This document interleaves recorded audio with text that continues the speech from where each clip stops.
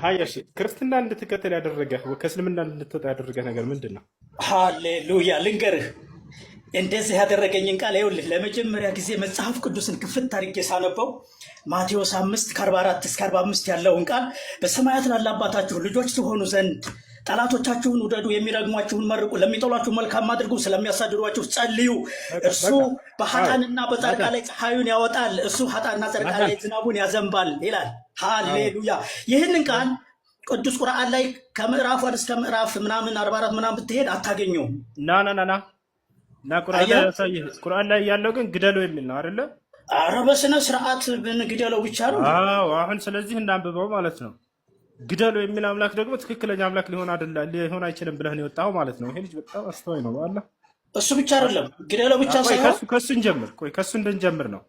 ግደለው የሚል አምላክ እንዴት ያንካለህ? ስለዚህ ክርስትና ደግሞ ፍቅርን የሰበከው ነው በስነ ስርዓት። በጣም ጥሩ የጌታ ሰው። በጌታ ነህ እንዴ? አልመስልም። ናች ምን ትላለች? እግዚአብሔር የሰራዊት ጌታ እግዚአብሔር እንዲህ ይላል ይላል። አንብባት እስኪ ምን ትላለች? እሱ አንድ ነገር ልንገርህ። ናታን ቀጥታ አንብበው።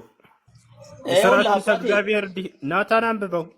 ቆይ ልንገርህ አባቴ፣ እሱ ቆይ ልንገርህ። ቅድም መጽሐፍ ቅዱስን አንብበህ እንደፎከርክ አሁን ደግሞ መጽሐፍ ቅዱስን አንብበው። አውጥቼልሃለሁ። ሃሌሉያ ጀምረው።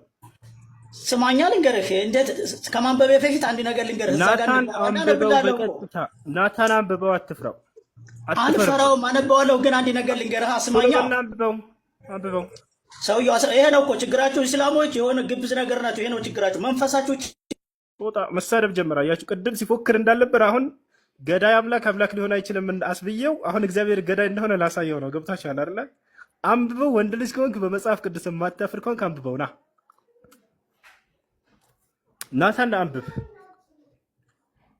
ካላነበብክ እንዳነብልሃለን እና አንብበው። ስትፎክርብን አልነበር እንዳሁን? ያው እግዚአብሔር ሕፃናቶችን ግደሏቸው እያለ ነው። ብላቴናዎችን ግደሏቸው እያለ ነው። ሴቶችን ግደሏቸው እያለ ነው። እና ላሳየህ ናታን ናቲሻ